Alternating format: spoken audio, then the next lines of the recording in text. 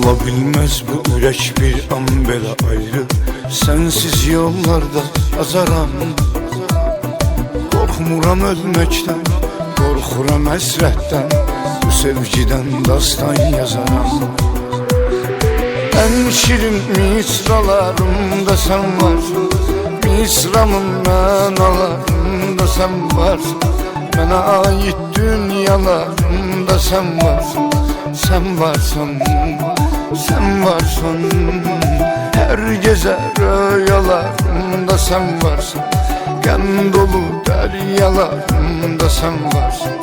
Göz yaşım damlalarımda sen varsın. Sen varsın, sen varsın.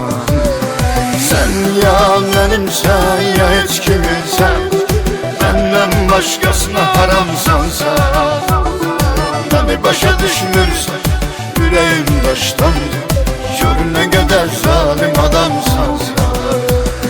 Sen ya benimsen ya hiç kiminsen. Benden başkasına haramsan sen. Beni başa düşmürsen yüreğim daştandır. Gör nece insafsız adamsan sen.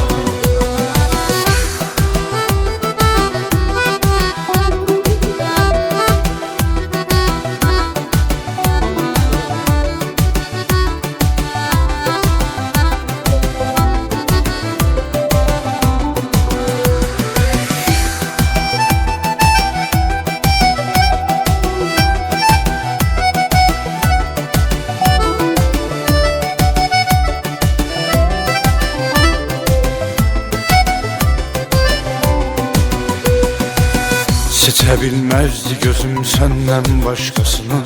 Ben seni öz kalbime hak ettim.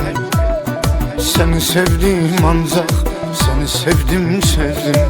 Başka məhəbbətlere şək ettim. Sen temiz bir məhəbbətdə ruhumsun.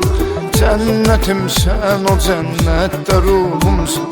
Benim hayatım təbiyyətdə ruhumsun. Ruhumsan, ruhumsan. Sen benim ya həqiqətdə ruhumsun.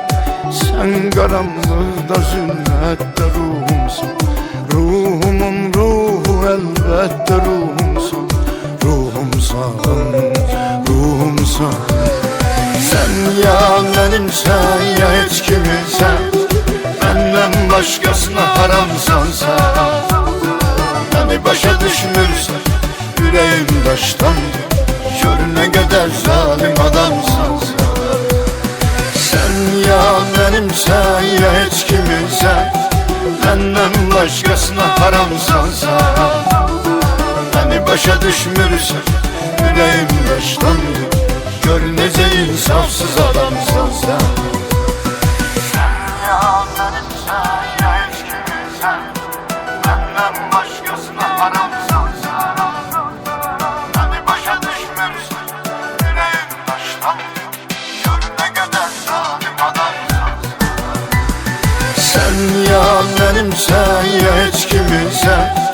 Benden başkasına haramsan sen. Beni başa düşmürsen yüreğim daştandır. Gör nece insafsız